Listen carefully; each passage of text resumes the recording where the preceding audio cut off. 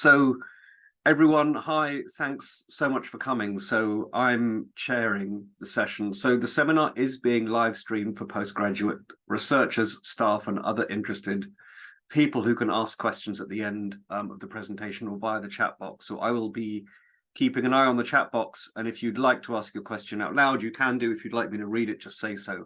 That's also completely fine. So the session is going to be recorded, and the recording will be available on the department website once it's been through the usual sort of checks and whatnot. Can everyone who's here, not including Naomi, of course, please switch off their cameras and mute their microphones during the presentation. So, to introduce the speaker, it is my great pleasure to welcome Dr. Naomi Hodgson, who is also my former colleague, co-editor or editor of a great book that I was invited to write in. Super fab colleague and philosopher. So Naomi's a reader at Edge Hill in education, looking at governance, subjectivity, and upbringing. Particular focus is on parenting, and at the moment, the relationship between digital tech and parent-child relationships, which is, as a parent of we were talking about this just now, as the parent of a secondary school child who has an app that monitors all sorts of things that he does or doesn't do, and that he can also see. It's really quite confusing and troubling anyway. But I'm going to switch myself off in a minute. But so Naomi's going to talk about false dichotomies and the problem of methodology in educational research. And so without further ado, the floor is yours, Naomi, and thank you again. Thank you so much. So thank you all for being here. As we were also saying earlier, I am in competition with the Chancellor, Jeremy Hunt. So a special thanks to you for being here to listen to this instead of the autumn statement. What I'm going to present today is a work in progress. So all feedback and comments and questions are very welcome.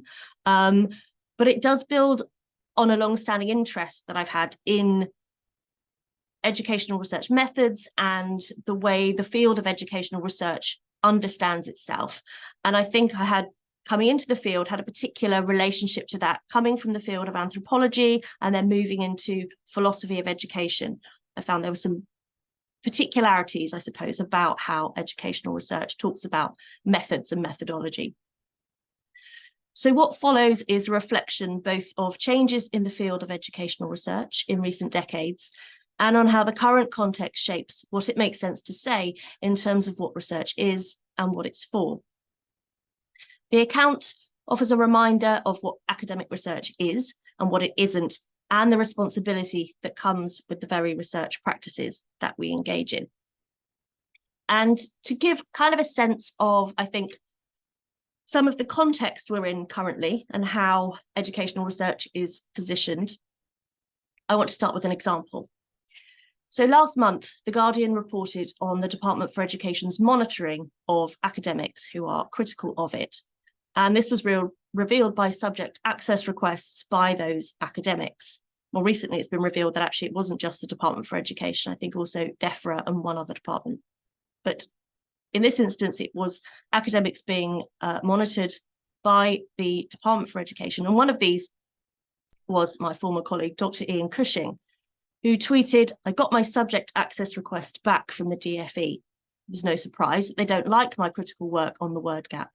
But they also said my work is too long and too academic. So DFE colleagues should just scan it.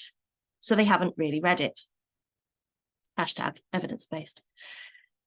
It's not clear what the DFE were expecting from an academic article or by what criteria they were judging it, but it does seem that serious criticism is not appreciated, and that in order to be the evidence that is appropriate to evidence-based policy and practice, academic articles should not be too academic in style and content. Now, while I'm sure that we have all read academic articles that seemed needlessly wordy, where the use of theoretical terminology didn't seem to contribute to the overall force of the argument, and I hope this isn't one such example, to make such a criticism, I think, would still be to critique the article in its own terms, that is, as an academic article. What we see here from the DFE, however, seems to contribute to a rhetorical maintenance of a binary between academia and the real world, and the various aspects of the culture wars that I think we see going along with that currently. So this binary between academia and the real world, professors and lay people, obviously matters in two different senses, I think. First of all, there is a negative or false public perception that we only teach for about 2 hours a week, if at all, and we're a blob that peddle all manner of wokery, but also that we ought to be able to communicate what we do and the value of it to the public. And I think we could be better at that. And I think both of those things can be true, and both seem to indicate a need to defend particular forms of academic inquiry, not defensively, but to affirm their educational, scientific, ethical, and political value.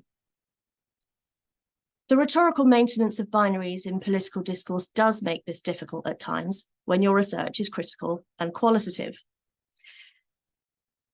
So this piece that this is a draft of is intended eventually for a special issue on the tacit empiricism of educational research. So I wanted to take that opportunity to draw attention to and question some of the binaries, but not the binaries that are constructed in public and political discourse about the distinction between academia and real life, but those that we in educational research ourselves maintain. So I want to talk through what I see as being some kind of persistent binaries of educational research that seem to be perpetuated in how we teach educational research methods and how they are talked about in a lot of the literature and textbooks. So the first one is the qualitative-quantitative distinction, or binary. Dominant strands of educational research are largely quantitative, as we can see in the work that underpins the core content framework in initial teacher education, with the randomized control trial seen as the gold standard of research methodology. Perhaps particularly in education, at least this has been my experience, those who move into research often do so as a response to the way in which data, metrics, and effectiveness drive so much practice and strategy. So for them, quantitative approaches are often seen to be anathema to the rich lived experience gleaned from qualitative inquiry. But the binary doesn't necessarily stand, or it isn't at least helpful. Quantitative data can play an important role in the descriptive phase of qualitative research, where we're setting the scene, drawing parameters for the focus of our inquiry, even if our own research is not quantitative. But I also think that in presenting the two as a straightforward either-or choice, the binary also arguably misrepresents qualitative research as well. As Martin Packer puts it, qualitative research is sometimes viewed merely as a set of techniques, a toolbox of procedures for the analysis of qualitative materials. But in my view, it is something much more important, the basis for a radical reconceptualization of the social sciences as forms of inquiry in which we work to transform our forms of life. That is, qualitative research is qualitatively different. In paradigmatic terms, the qualitative-quantitative binary is perhaps closely related to the next one I want to touch on briefly, the positivist-interpretivist binary. These terms seem to have become a shorthand used by those on the interpretivist side of the binary to indicate a set of values that underpin qualitative educational research with individuals, communities, and with social justice at its heart.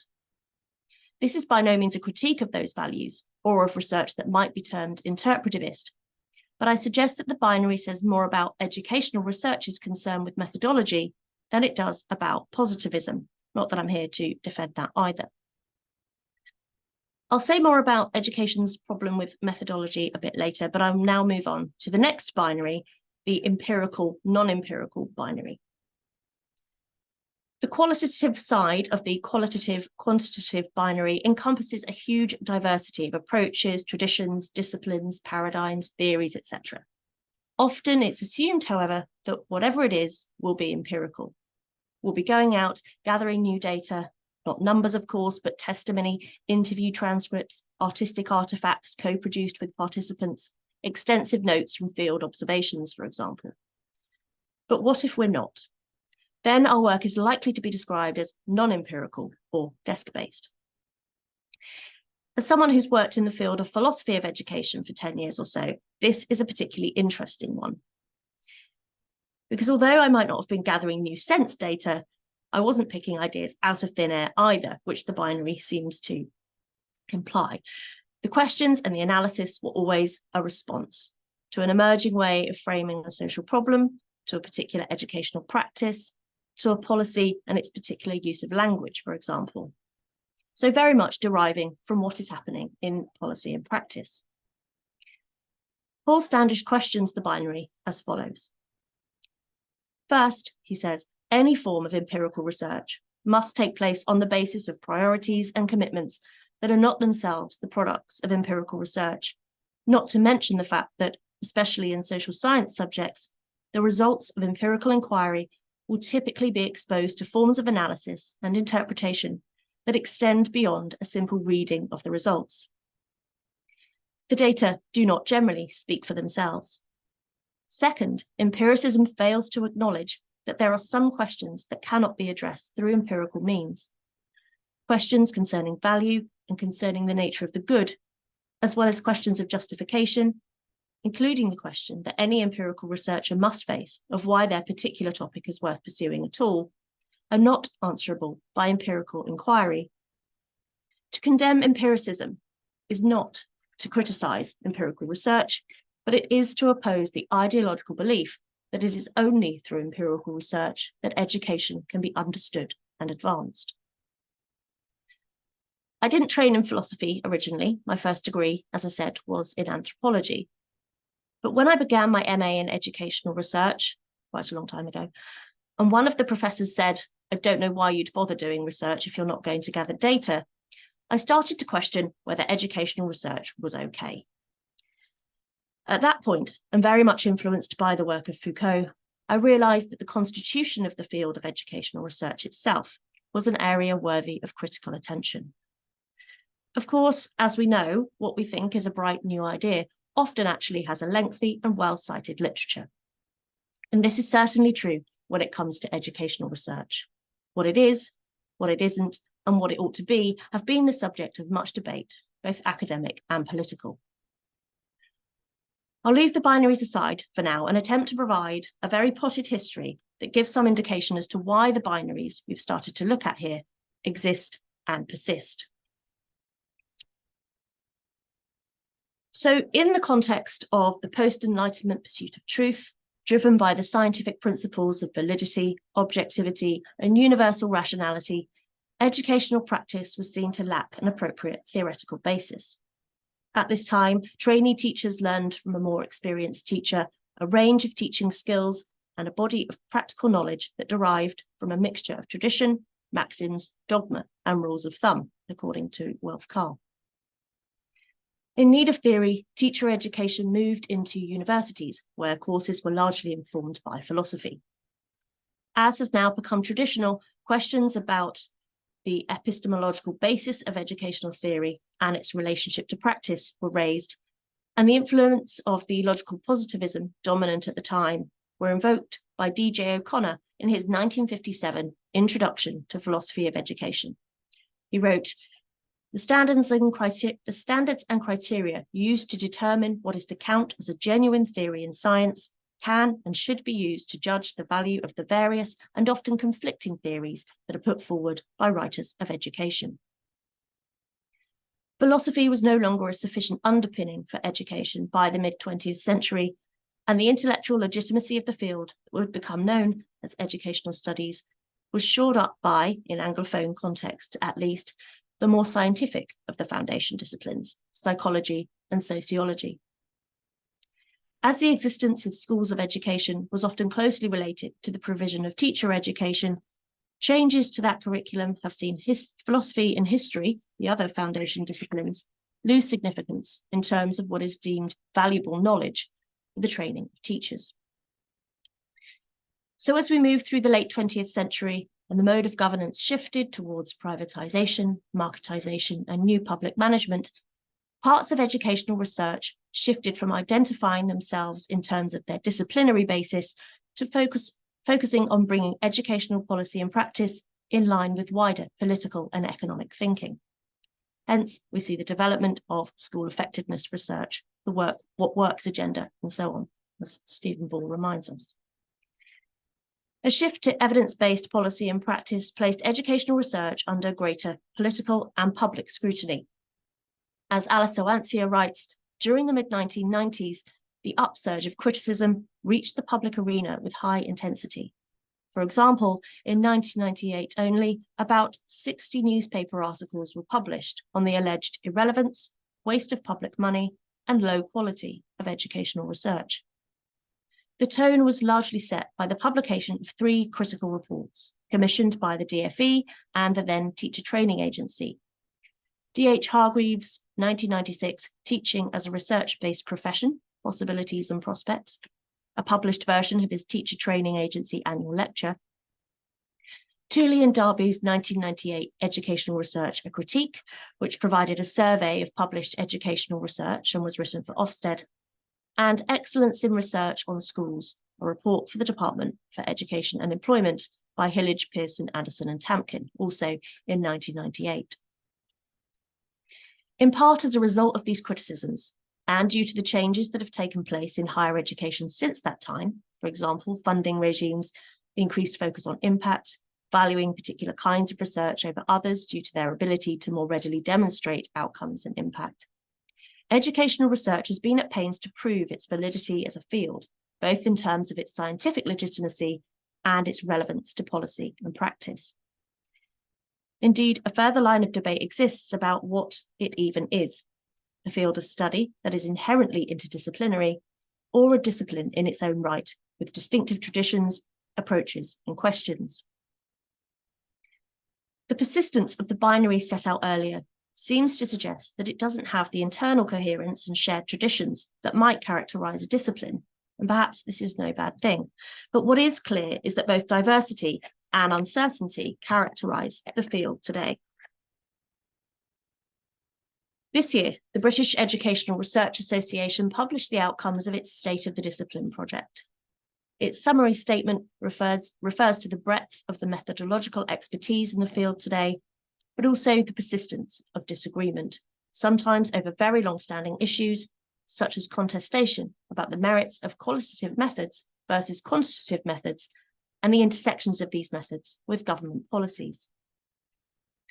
As indicated earlier, the decision between quantitative and qualitative approaches is not one of better or worse, but of appropriateness to the commitments and questions at hand. The dominance of evidence-based approaches, however, privileges particular kinds of questions due to the value placed on the forms of evidence provided by methods such as randomized controlled trials. Martin Packer suggests that perhaps qualitative researchers ought to take some responsibility for the evidence-based movement. He writes, "There is, for example, a bewildering variety of types of qualitative research. For some, this is a potpourri to be savoured and celebrated, but for others, social science research has become unhelpfully fragmented and incoherent, divided into specialist domains that are too often treated in isolation." In seeking to develop a response to this and to move beyond this binary impasse, Packer draws attention to a further false binary. Much qualitative research is itself governed by a positivistic approach that assumes neutrality, objectivity, and detachment, and that continues to promote, he says, a way of knowing other people that leaves them feeling misunderstood and treated as objects, and fails to recognize either the political and ethical dimensions of understanding or its own transformative power. So rather than seeking to shore up an opposition between academia and real life, academic and government, qualitative and quantitative, or positivist and interpretivist, critical qualitative research in education should itself continue to question the very conditions of its own constitution. Not in the sense of navel-gazing and a myopic focus on internal squabbles, but rather to ensure that we remain clear about why and how we do what we do. In education, arguably, this requires us to remain attuned to what is educational in educational research. By this, I don't mean that which is proven to improve learning outcomes, but that which is transformational, or, if that seems too overblown, that which changes us and how we and others see the world. Packer touches on this when he describes the experience of coming to understand another person. He writes, "When we understand another person, we don't merely find answers to our questions about them, let alone test our theories about them, but are challenged by our encounter with them. We learn, we are changed, we mature." Packer's concern is that much qualitative research fails to recognise this in the design of research that seeks to do exactly that, to understand people through interviews, observations, and so on. To assume objectivity and neutrality is to deny important aspects of the experience of being with others.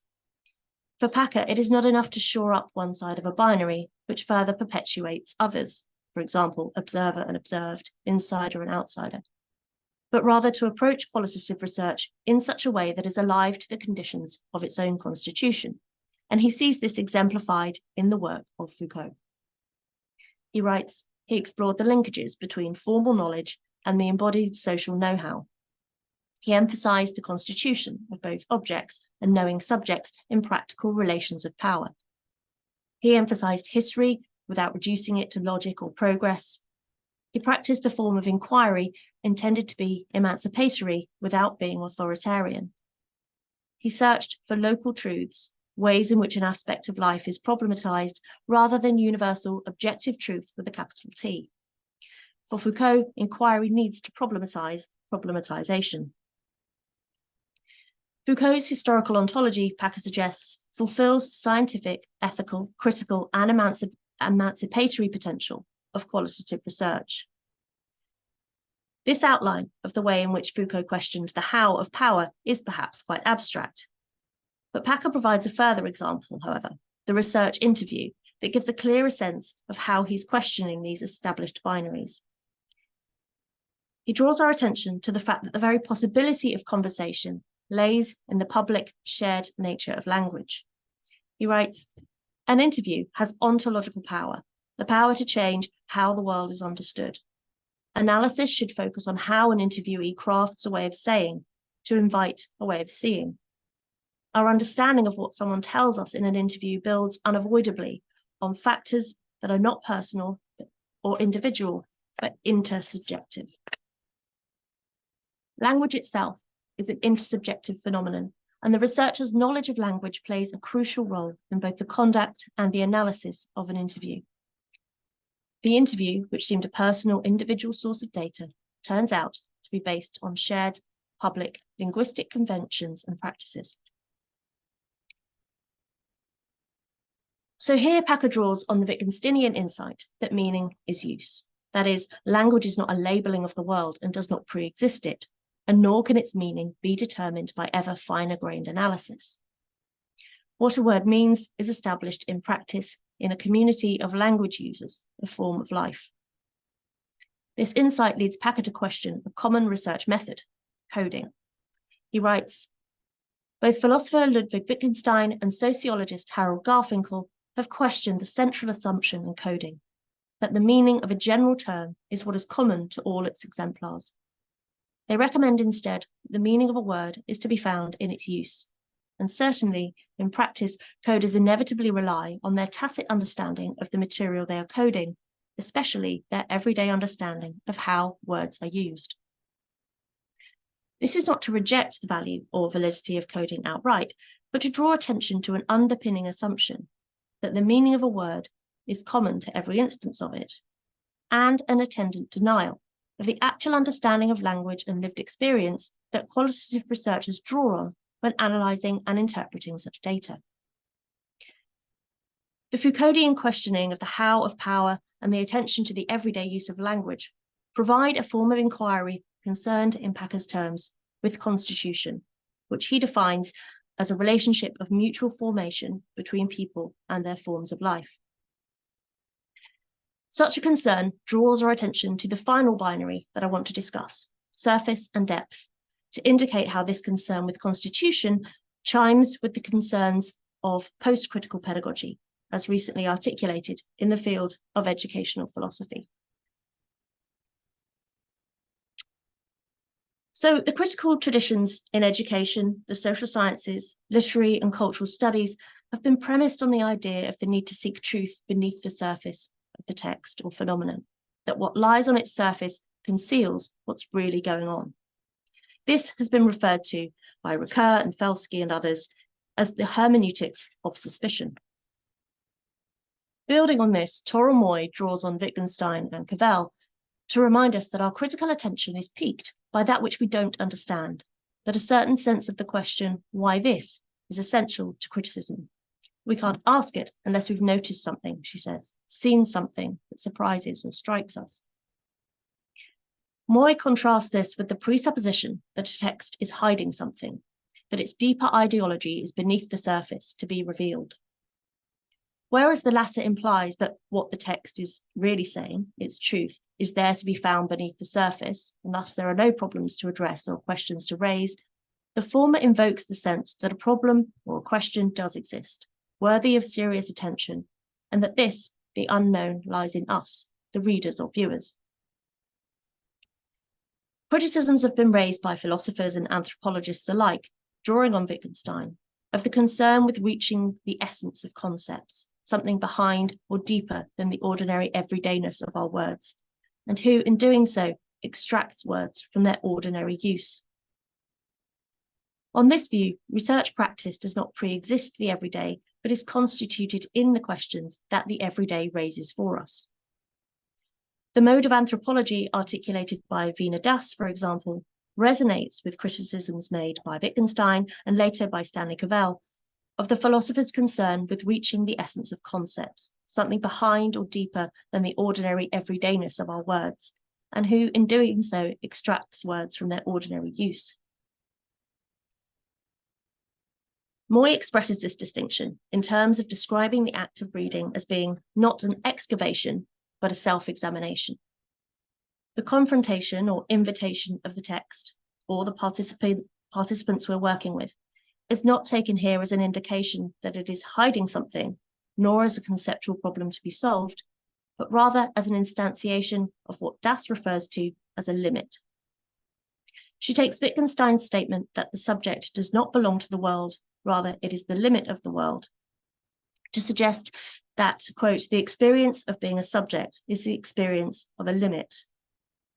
Thus here, the response to the text, and I've used this approach in relation to reading film, is an expression of turning not away from its surface to dig beneath it, or away from the actuality of what we see and hear towards a metaphysical, philosophical rendering, but towards the questions it raises of our relationship to the matter at hand. Das is drawn to Cavell's philosophy for its intimacy, she writes, with the anthropological closeness to the concrete. And her anthropological rendering of Wittgenstein's and Cavell's philosophy brings a dual sense of the ordinary and the everyday that traverses both the methodological, the manner in which we attend to what we see and hear, and the existential, our very constitution in and by the everyday and the disruption of it.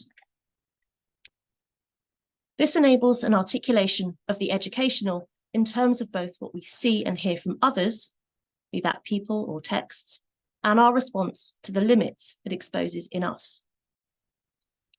The return to the surface is not to advocate for superficial description, but rather as a reminder of the importance of the thought we give to the methodological and theoretical concepts and practices we situate between ourselves as researchers and the world in seeking to understand its constitution. The truths that emerge from that may be difficult to hear and difficult to conceptualize, a further important reminder of the need for our research to do justice to the world as it is, and to call out when, for reasons of justice or ethics, it needs to be changed. Thank you. Stop sharing the slides now.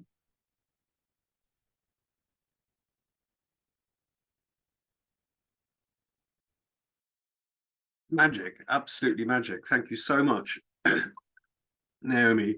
It's interesting, isn't it, that we use those binaries to teach in a way, but they're also there, not necessarily useful. Okay, so folks, the floor is open for questions. Please raise a hand or a fist, or however you want to do it, or put a question in the chat if you want to. Go for it.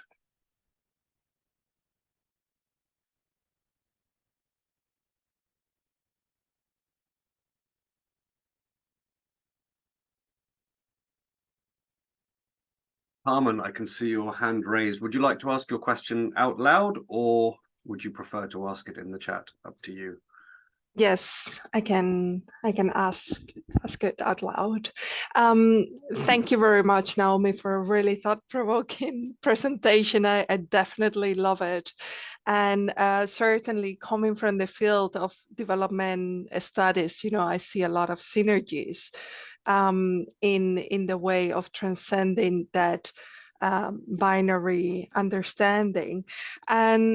And the thing is, I mean, I'm not going to say anything new because definitely I do agree with everything that you have argued. Is for me, it feels like, you know, it seems to me that almost like, because as you were saying, we're external, but we'll never be able to see within, and it's going to be almost like a mirror that is going to be replicating the binaries, and it's only the relationship between the images of the mirror that we need to articulate in praxis. So for me, the mirrors will be the theory, and looking at the different images will be the practice, and then the two will be the Aristotelian praxis that is, you know, moving along all the time. And definitely, you know, it made me think about this issue that we have in terms of opposition, right? The ontological opposition that so for me, it's not about acknowledging the binaries. Binaries are part of our experiences, I will say, but rather acknowledging that it's as necessary to see the opposites, the binaries as opposite as collaboration, and is within those relationships. And I think that will be the second level of binary that you know, that is reproducing in another image of the mirrors, you know, like combining all of them. And I've been trying to argue this with Melanie Walker about humility, right, in epistemic systems. And basically, you know, our point is because the binaries are imbalanced. So it's not the binaries, the relationality of the binaries are unbalanced. You know, we need to push towards this humility space, and yeah, in opposition to the domination of the competition view. But I'm not sure what you think about this. Like, do you see? Yeah, because I understand that you know, we want to run away from object-based definition, but you know, numbers are also you know, they are language equally as language in itself, and we both, you know, they are both interpretations. So yeah, just sorry, I just feel like I've been randomly No, it's helpful, and I think it, you know, it's not easy to articulate really straightforwardly, and I think it's not about choosing sides on a binary or saying binaries are bad, because sometimes they help us to make sense of things. But I think what you're saying is right in terms of the imbalance, because speech and language are seen as so unreliable, because they are, but also so subjective. You can kind of see the logic as to why quantitative measures are seen as more authoritative and truer reflections of the world. But I think perhaps there's more of a responsibility on us as qualitative researchers to understand the language game of statistics and quantitative research so that we can actually critique it on its own terms for a start, rather than just going, well, it's quantitative, it's of less value than what I'm doing for answering these questions. But I think quite often we can't, because we're not trained to, but also the public can't. And that's as much of an issue, I think. And I think especially, and this kind of goes back to what Richard was mentioning at the beginning in relation to this, the work that we're doing on digital technology and how this plays out in schools, and actually in our everyday lives as well. These data-based reflections or representations of the world are seen to be more authoritative accounts of what's going on. So, for example, the data you get about your class in a school, for example, is seen to be a picture of the reality of that class. But equally, we see it in the use of apps. So research that looks at the use of apps by parents, they quite often find that parents use the data on those apps as a more authoritative reflection of what's going on with their child than their own experience of it. So I think there is something also to do about the way in which data and the quantitative is constitutive of the picture of things that we have. So I think it's about how that binary is constituted and maintained being as much of a question as whether we, think the binary is valuable or not, because it's there, right? So it's about looking at how that's constituted.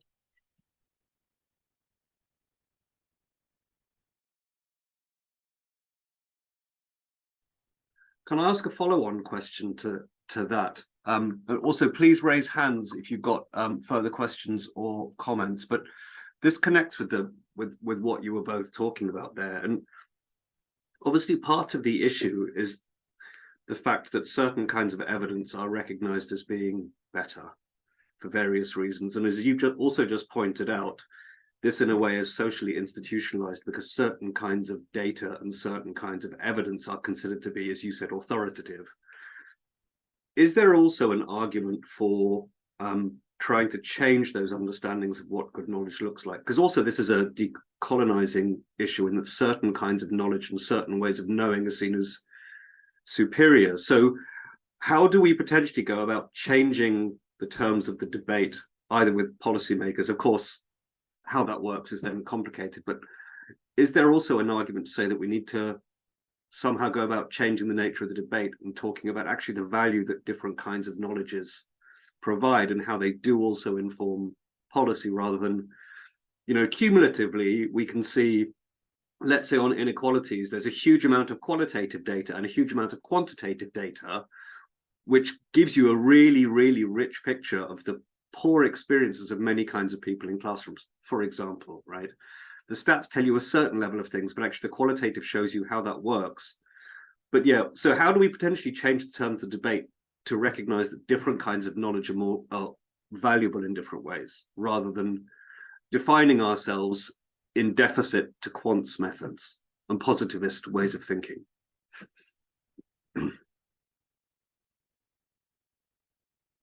So I think the kind of institutional answer to that is proper interdisciplinarity and drawing on the resources that we have available to try to do justice to what is going on, rather than kind of just applying the same things over and over again. I think people need to be more comfortable with not knowing and not being certain about things.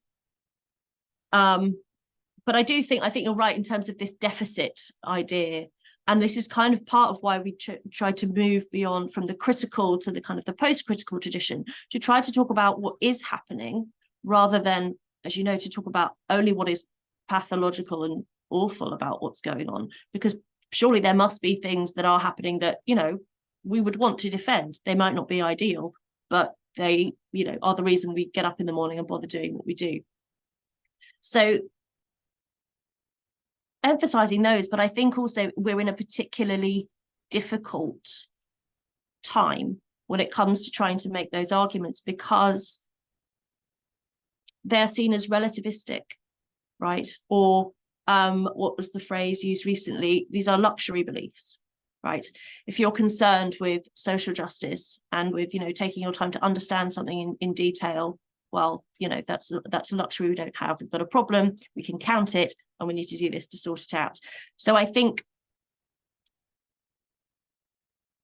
better articulating what we do and the value of it is something that isn't necessarily just about how we talk to policymakers. I think it's about how we communicate what we do more generally. I think part of the kind of the wider context that we're in at the moment is partly fueled by a lack of public understanding of what universities do and what they're for. And that I think we could do that better, because I think we all just assume we know what they're for and we just see them as inherently valuable. But I think most of the public don't. And none of what's coming out politically at the moment is going to help with that, when there's talk of low value degrees and it's all about employability and so on. So I don't have a straightforward, clear 3-point plan, but I do think actually not pretending that what we do is going to somehow deliver results that improve learning outcomes all the time, but perhaps improving public understanding of the arts and humanities and social sciences and what they can do and what they can't do, but equally of what quantitative science can and can't do, I think would be just better for everyone, including qualitative researchers. Yeah, and then of course it's interesting because if we think about how knowledge is presented to the public, and also how policies are justified to the public, and how education potentially foregrounds certain kinds of knowledge, you know, it's an uphill battle against essentially a barrage of quants is best. There's a question from Peter, which I'll read out for the benefit of the recording. So, to what extent do you think these binary distinctions themselves reveal the ways knowledges are valued, allowed to inform and exist? So in places like the marginal colleges of research, in college-based HE, for example, the massive value is the exposure to and engagement with academia, overlapped with life as the purpose of research as well as the forms of it. So qualitative is local, small scale, and necessary, but also reduced in importance. Yes, I think I understand the question. So do you mean the ways in which these are presented kind of give them an equivalence in a way that misrepresents both quantitative and qualitative research, but that it's better in those educational contexts to have some exposure to these things than none at all? Is that the thrust of the question? Sorry. Or yeah, not better but necessary. Yeah, yes, it is necessary, and I think perhaps part of that kind of wider public understanding comes from an understanding of how knowledge is produced in the first place. And I'm not sure the binary way of presenting qualitative and quantitative, or positivist and interpretivist, really gives people a good sense of how knowledge is produced. But I think it is necessary, and I think it's I think there's perhaps the other kind of structural issue whereby those teaching do not often have a huge breadth of experience in these things anyway. So actually, if you're trying to get your head around how to teach some research methods, then these textbooks are literally like Bibles, right? They set it out really clearly. That's what students want. They're coming with kind of perhaps no prior understanding. It absolutely makes sense that they exist. But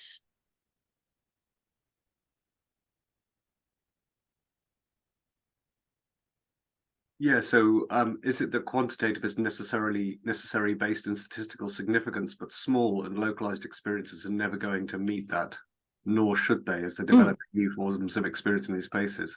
There's a question there, isn't there, about contributions to knowledge, and what particularly at a PhD, one of the PhD questions is, of course, the contribution to knowledge, and then how you then argue that this is a local study and therefore there is generalizability, but yes, but is of course then core.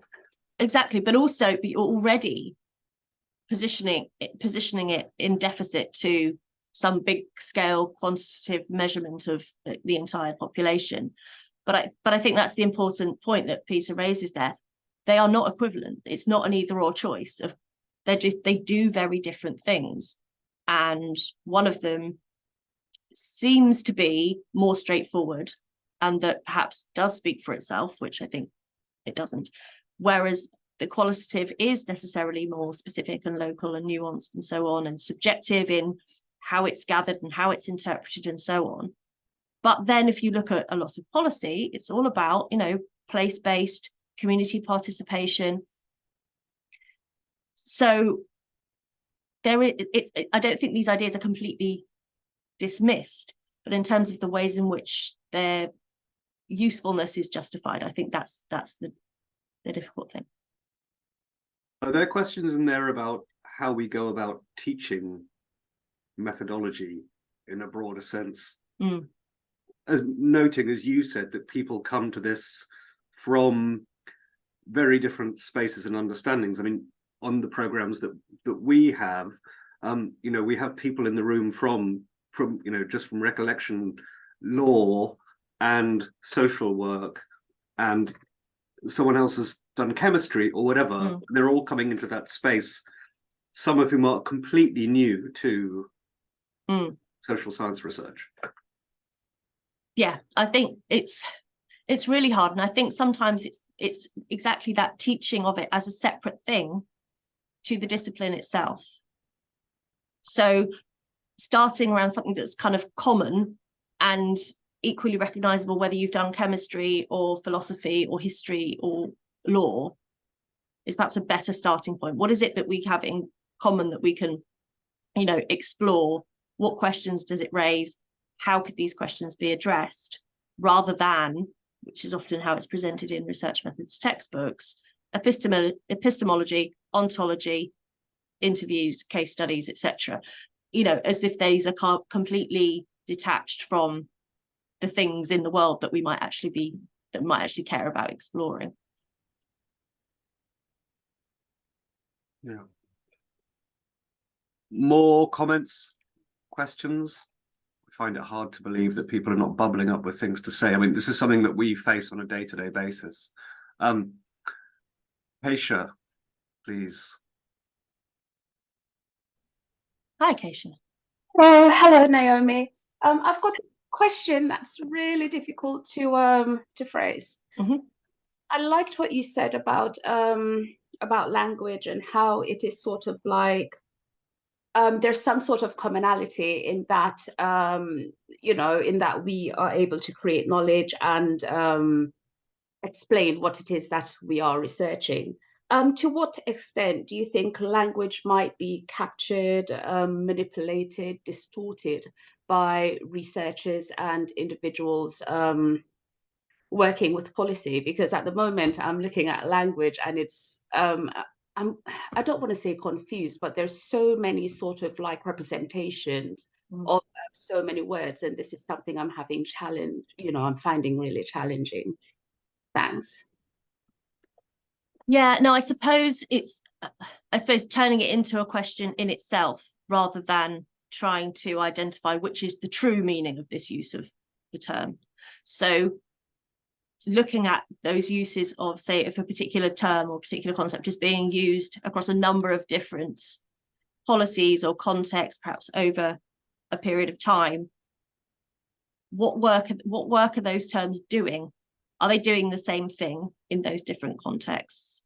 Or actually, are they referring to different things? Why might that be? So that's my kind of Foucauldian background coming in there, but turning it into a question as to why that is the case is perhaps richer than trying to pin down who's using the right version. Does that make sense? Yes, it does. Thank you.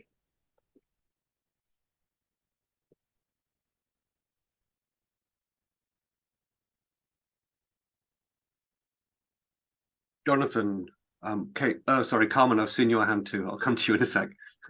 Carmen, you go first. You had your hand up first.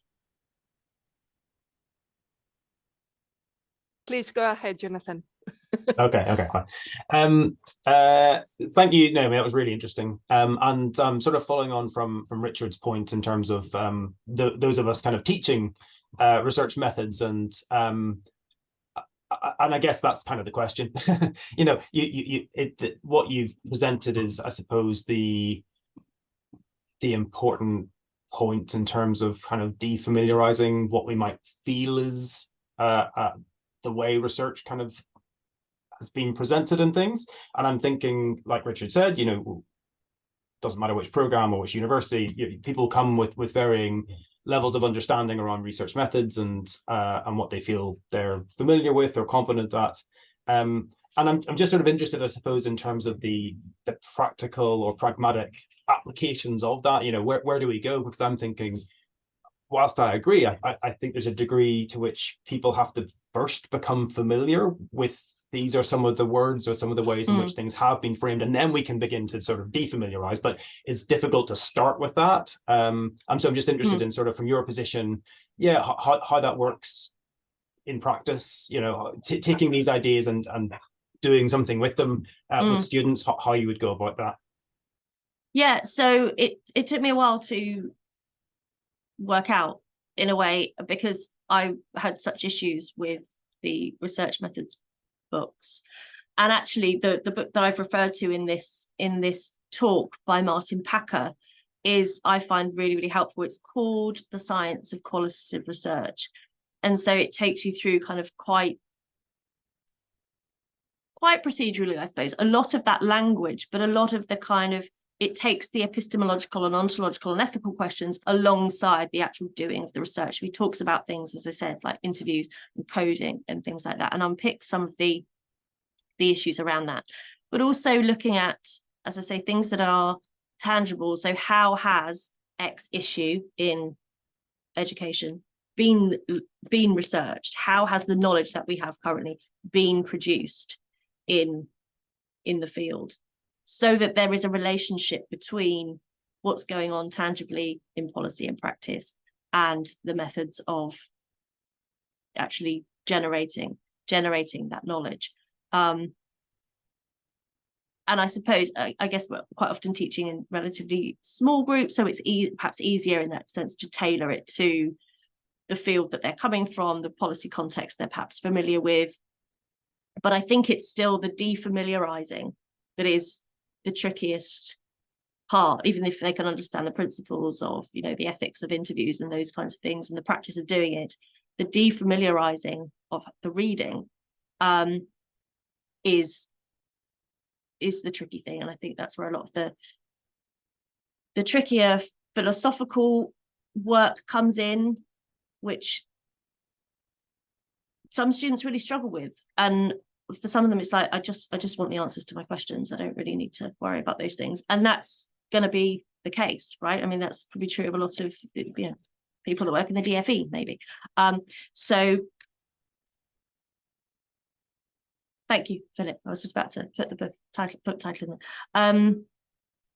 So yeah, it's not an easy one. But then I think this stuff isn't easy, and I think we shouldn't pretend that it is. But I think there are ways into it to make some of the concepts a bit more tangible by using kind of worked examples of research that's actually been undertaken. Yeah, no, thank you for that. I think it's just appreciating, I suppose, the challenge involved in that it's, or I suppose to say, I guess you're not saying, oh, we ought to do away with all of the standard textbooks and things necessarily, but it is that it only is the starting point, I suppose, in the discussion. And I guess my challenge is trying to think about, well, where do you bring that in and how do you bring that in? You know, you want people to engage in a critical way with those concepts, but it's hard to do that when they're completely new to them and they, you know, they're grounded in philosophy, which is unfamiliar anyway. And yeah, so and yeah, I it's think, just trying to work out how to have those conversations that don't leave people completely just,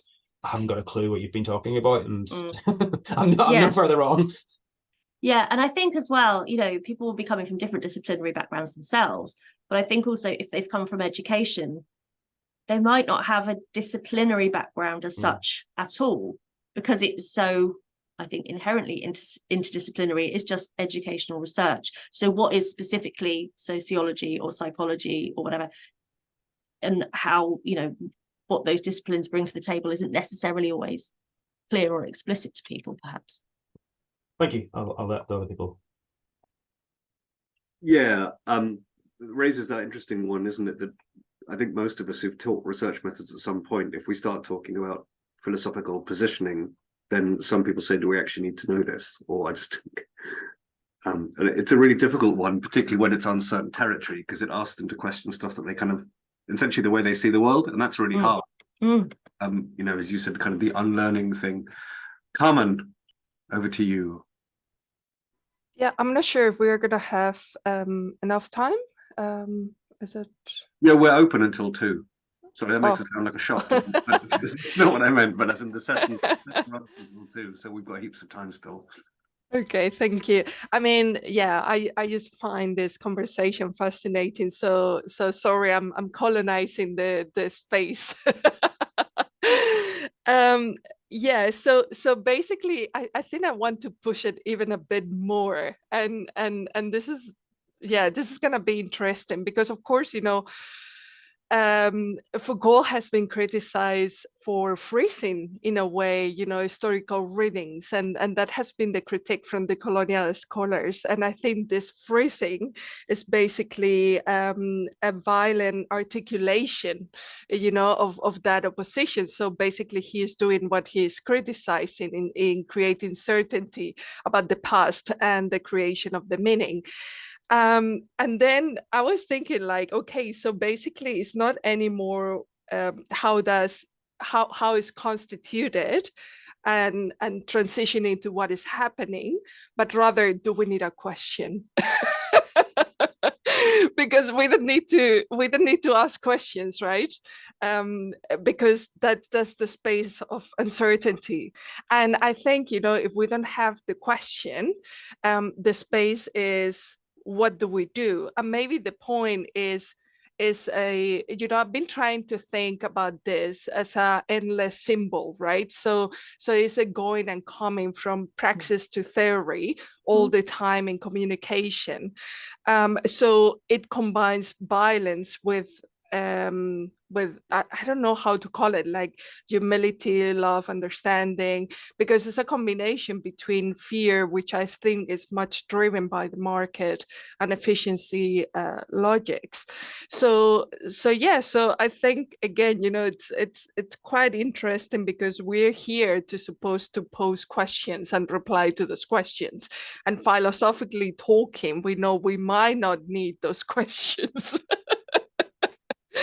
So I think that's a beautiful paradox that probably physics and theory, you know, of physics will be happily to reply with us as educational researchers and philosophers. Thank you. Yeah, I don't really have a particular response to that, but other than to say that it may well be true that we don't need to ask the questions, but also this idea that actually many questions recur time and time again, like we never solve them once and for all. And I think that that's something that people will struggle with as well. But I think also that the terms in which we ask the questions is the thing that we perhaps always need to keep questioning, and questioning our own authority about the extent to which we understand what's going on. Yeah, always too many questions, I think, is the problem, maybe. Phil, you're raising an analog hand. I am. I thought I'd go old school to see what happened. I was quite ready to have been ignored, to be honest. Just sort of give it a go. I was just gonna.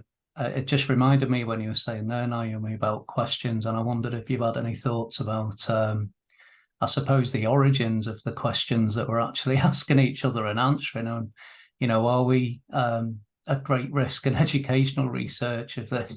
I think I might get this wrong, but I think it was. I think Frank Blackley used to call it something like academic voyeurism or something like that, where we're asking questions and then answering them merely to wow each other, to wow academic audiences, and not the public, and not the people who are paying for universities to exist. And we've got I think we've got a responsibility, perhaps, to, you know, I know we are members of the public, but we've got a responsibility to make this real. And that kind of, I suppose, takes us back into that debate about how much of this is actually research in practice and how much of this is actually research in theory. I think if you looked at something like the classical canon of practice theories, you know, theory of practice, architecture's activity theory, and you know, communities of practice, situated learning, things like that. There's some kind of howling statistic, like I think it's 1 in 10 of all papers empirically research practice. The other 9 in 10 just talk about the theories that these 1 in 10 of us are actually applying. And I think we're at risk of, you know, as some people call it, building a cathedral and then complaining that nobody comes into the cathedral, I suppose. And I don't even know if you'll have any clever highfalutin response, or you know, I just thought I'd ask what your thoughts were. No, I think that's right. I think we need to do both, right? I think if the theories are what is driving the way that questions are framed, the way that methods are understood, the way that data is analysed, then it's kind of important that we make sure that the theories we have at our disposal are able to do justice to what's going on. So I think that, you know, they do need revising over time. They do need to be able to be responsive to how things change. But I do also agree, and you know, I come from the field of philosophy of education. So in terms of people just talking to themselves and having no relevance to the wider public, I'm very familiar. So I do think we need to do both, but I do think we should not be scared to say, actually, there are some questions that are not empirical, right? There are questions about value, there are questions about ethics, for example, that need to be teased out, not completely at a remove from practice, but there is some research that is just not going to be directly tomorrow applicable in your classroom. And I think it's that research that we find the most difficult to justify in terms of public value, and it's that we need to get better at as well, I would say. Yeah, I hope I didn't come across as setting up, you know, another false dichotomy. I certainly wasn't going out my way to do that. I was just wondering if you had any thoughts on, you know, whether that's as much a problem as a lot of us think, or if it's, you know, if it's just something we need to get. I think maybe it's changing, because I think this generation has grown up in a university that won't allow that to go on all that much, just because, you know, the rules of the game have changed, if you like. But I think that puts in danger certain fields and certain areas of inquiry that actually are pretty important to kind of human development and understanding, that kind of get sidelined by a focus on whether it's the B4 conditions or impact or whatever it might be. Yeah, let's see. I think Jan's going to perhaps. Yeah, no, Jan, over to you. You know where I'm going with this, don't you, Phil? I do think that you just did fall into a little bit of a false dichotomy there. And you forced me to bring out, you know, Adorno, thinking is doing. And, you know, I really do think that is amongst the biggest dichotomies that we have to challenge, the one about assumptions about theory and practice, and that practice is the doing and theory is the just talking to oneself. I know you didn't say that, but I did just want to slightly tilt the discussion the other way and say I don't think it is just the 1 in 10 that are doing. Yeah, I'll leave it there, Phil.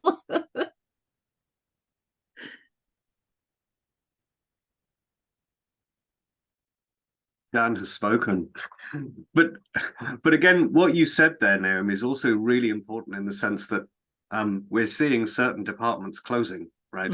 And it's not the STEM subjects which are closing. It's not the empirical places that are closing. It's the what's the value of, and of course value for money is something that, you know, very much kind of connects with that, and whether or not which degrees are considered to be lucrative and or not, and all of those kinds of things. So yeah, it's a difficult time, isn't it? Because we're seeing those navel gazing kinds of departments and ways of thinking as being completely sidelined and actually cut out altogether, particularly from certain kinds of institutions in the longer run. Yeah, and there's been a definite shift, because we've been looking into this recently. There's a definite shift in the policy language from particular subjects or particular fields being talked about in terms of a public good to being talked about in terms of public value. And obviously now we have the B3 conditions that are obviously focusing attention more closely on employability, which obviously puts those subject areas at risk as well. But actually there's a huge amount of research emerging about the impact of the arts and humanities, quite beyond their kind of massive economic, you know, contribution. So it's not even a kind of national level, and this is actually happening in other countries as well. It's not just a UK thing. It's not evidence-based policy in that sense, because there is evidence of, you know, their huge benefit. So yeah, it's an interesting one to explore, but clearly at an institutional strategic level, those cuts are being made, which obviously raises further questions about inclusion and accessibility and diversity in those fields and so on. Yeah, which then also raises questions about which evidence the government wants us to provide and which evidence it uses itself. You know, the same thing works around the free speech discussion about being free to speak, but also not allowing certain kinds of speech to exist. Well, which is what you very much spoke about at the beginning. So having a free speech czar for universities, but then also monitoring academics who are critical. It's a weird old time. Which is really positive. Yeah, that's my highly intellectual contribution to this debate. It's a weird old time. It is a weird old time. Any more questions or comments from the floor? We've had a really wide-ranging discussion. This has been ace. Not just in terms of teaching research methods, but also thinking about kind of what it's all for, in a way. To boost you through the afternoon. Yeah. No. Any more questions from the floor or comments? I think Peter had added something in the comments, Richard. Yeah, but I wasn't sure what it meant. I asked for some clarification. Okay, hang on. Ways we discuss the ways we discuss what counts or doesn't, the way either sides are formed are all in one kind of location, while government and radical academia feel themselves as opposites. Yeah. They tend to come from a similar space.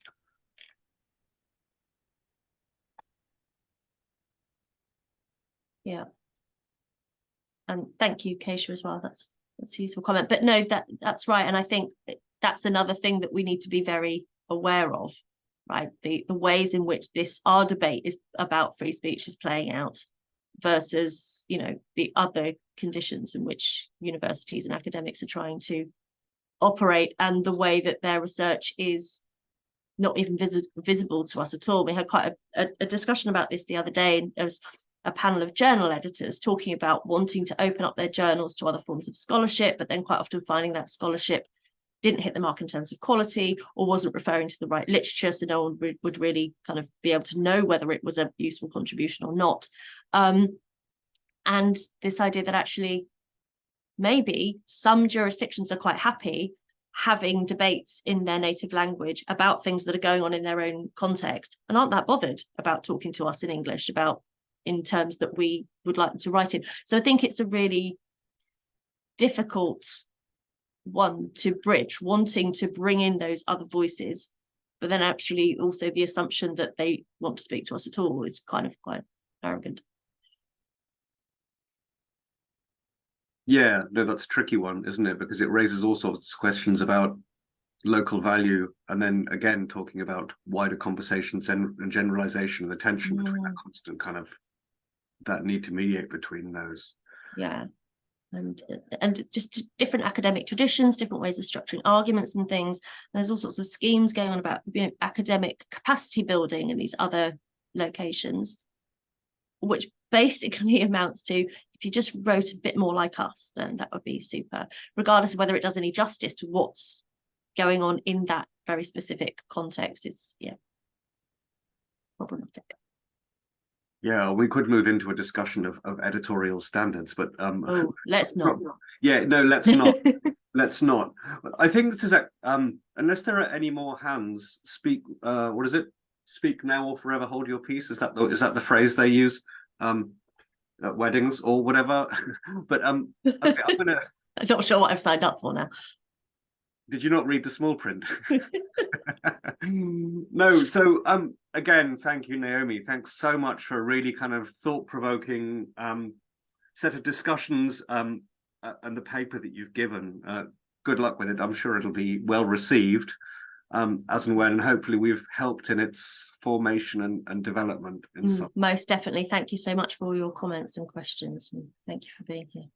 Yeah, okay, so before we go, I'm duty bound to remind that there is another seminar next week, which is being presented by Rob Miles from the Higher Colleges of Technology in UAE, who will be talking about tackling the contradictions in the technology-enhanced face-to-face classroom.